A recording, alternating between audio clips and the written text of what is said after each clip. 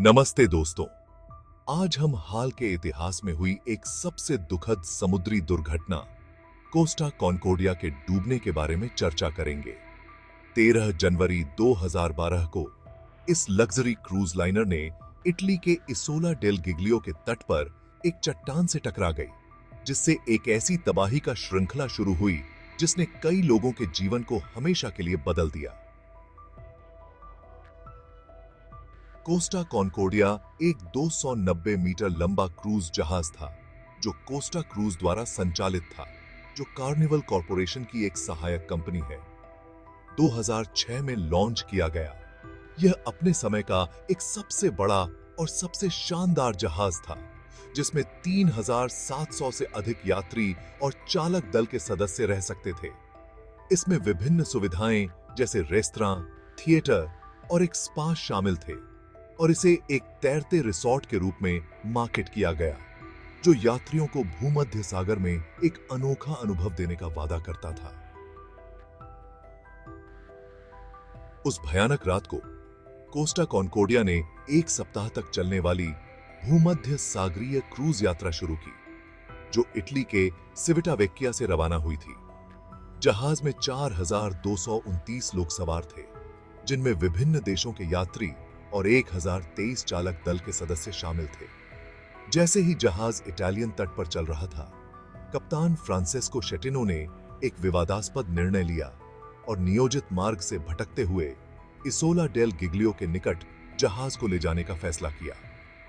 उनका इरादा एक समुद्री सलाम करने का था, जो स्थानीय निवासियों और जहाज के यात्रियों को प्रभावित करने के लिए किया गया एक समारोह था। लगभग 9:45 पर रात को आपदा आई। कोस्टा कॉन्कोर्डिया एक जलमग्न चट्टान से टकरा गई, जिसने जहाज के हल में 70 मीटर लंबा एक छिद्र बना दिया। इस टक्कर के कारण जहाज एक तरफ झुकने लगा, जिससे यात्रियों और चालक दल के सदस्यों में अफरा तफरी और भ्रम फैल गया। कई लोग चौकस नहीं थे, क्योंकि जहाज की आपातकालीन अलार्म तुरंत नहीं बजी, और चालक दल ने स्थिति की गंभीरता को संवाद करने में कठिनाई का सामना किया। जैसे जैसे जहाज पानी भरने लगा, निकासी प्रक्रिया शुरू हुई। चालक दल के सदस्य यात्रियों की मदद करने का प्रयास कर रहे थे, लेकिन जब लोग जीवन नौकाओं की ओर भागे, तब अराजकता फैल गई। जहाज के झुकने के कारण कई लोगों के लिए सुरक्षित रूप से जीवन नौकाओं पर चढ़ना अत्यंत कठिन हो गया। कुछ जीवन नौकाएं बिना भरे हुए निकाली गईं, जबकि अन्य जहाज के रिगिंग में उलझ गईं। इस अराजकता के बीच कप्तान शेटिनो को इस बात के लिए आलोचना का सामना करना पड़ा कि उन्होंने उस समय जहाज छोड़ दिया, जब कई यात्री अभी भी अंदर थे। चश्मदीदों की गवाही से पता चला कि कप्तान ने जहाज छोड़ दिया था और किनारे पर पहुंचने वाले पहले लोगों में से एक था। उनकी कार्रवाई ने बचे लोगों और मीडिया के बीच आक्रोश पैदा कर दिया, जिससे व्यापक निंदा हुई। आपातकालीन सेवाओं को सूचित किया गया और बचाव कार्य कुछ घंटों के भीतर शुरू हो गए।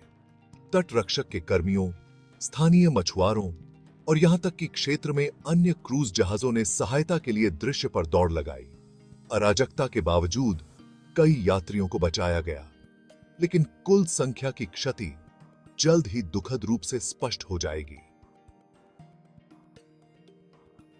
4,229 लोगों में से इस आपदा में 32 लोगों की जान चली गई। खोज और बचाव कार्य कई दिनों तक चला, जिसमें गोताखोरों ने जीवित बचे लोगों की खोज और डूबे हुए मलबे से शवों को निकालने के लिए अथक प्रयास किया।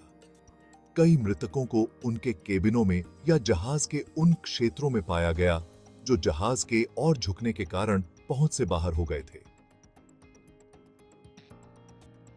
बचे हुए लोगों ने इस अनुभव से अत्यधिक आघात सहा, जिसमें कई ने निकटतम बचावों और प्रियजनों के खोने की भयानक कहानियां सुनाई। इस आपदा का मनोवैज्ञानिक प्रभाव सालों तक बना रहा, जिससे कुछ बचे हुए लोग पोस्ट ट्रॉमेटिक स्ट्रेस डिसऑर्डर का शिकार हो गए। डूबने के बाद दुर्घटना के कारणों का पता लगाने के लिए एक विस्तृत जांच शुरू की गई। इटालियन अधिकारियों ने विभिन्न कारकों का परीक्षण किया, जिसमें जहाज का डिजाइन, चालक दल के कार्य और कप्तान शेटिनो द्वारा किए गए निर्णय शामिल थे। यह पता चला कि शेटिनो ने उचित प्रोटोकॉल का पालन नहीं किया और चट्टान के इतनी निकट जहाज का संचालन करके लापरवाह तरीके से कार्य किया। 2015 में कप्तान शेटिनो को कई आरोपों में दोषी ठहराया गया, जिसमें हत्या, समुद्री दुर्घटना का कारण बनना और जहाज छोड़ना शामिल है। उन्हें 16 साल की सजा सुनाई गई। इस मुकदमे ने काफी मीडिया ध्यान आकर्षित किया और क्रूज उद्योग में जवाबदेही और सुरक्षा नियमों पर सवाल उठाए। कोस्टा कॉन्कोर्डिया आपदा ने क्रूज उद्योग में व्यापक बदलावों को प्रेरित किया। जहाज की सुरक्षा, चालक दल के प्रशिक्षण और आपातकालीन प्रोटोकॉल से संबंधित नियमों की समीक्षा और मजबूती दी गई। इस घटना ने क्रूज लाइन प्रथाओं पर भी अधिक ध्यान केंद्रित किया और यात्री सुरक्षा पर एक नया ध्यान केंद्रित किया। कोस्टा कॉन्कोर्डिया का मलबा इसोला डेल गिग्लियो के तट पर 2 साल से अधिक समय तक आंशिक रूप से डूबा रहा। एक उल्लेखनीय इंजीनियरिंग चमत्कार में जहाज को सफलतापूर्वक सीधा किया गया और सितंबर 2014 में तैरा कर लाया गया। इसे फिर जेनेवा, इटली के लिए खींचा गया, जहां इसे नष्ट कर दिया गया। कोस्टा कॉन्कोर्डिया का डूबना समुद्र में सुरक्षा की नाजुकता और मानव त्रुटि के संभावित परिणामों की एक भयावह याद दिलाता है। इस आपदा ने समुद्री उद्योग पर एक अमिट छाप छोड़ी है और इसे लग्जरी क्रूजिंग की दुनिया में क्या गलत हो सकता है के मामले के रूप में अध्ययन किया जाता है। जब हम कोस्टा कॉन्कोर्डिया की त्रासदी पर विचार करते हैं, तो हम उन लोगों की याद करते हैं और बचे हुए लोग जो उस रात का बोझ अपने साथ लेकर चल रहे हैं।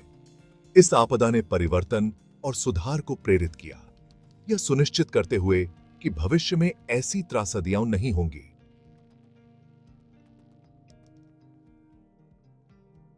अगर आपको यह कहानी दिलचस्प लगी और आप समुद्री आपदाओं और अन्य रोचक विषयों के बारे में और जानना चाहते हैं, तो कृपया इस वीडियो को लाइक करें, हमारे चैनल को सब्सक्राइब करें और इसे अपने दोस्तों के साथ साझा करें। आपका समर्थन हमें और अधिक आकर्षक कहानियां लाने में मदद करता है। देखने के लिए धन्यवाद।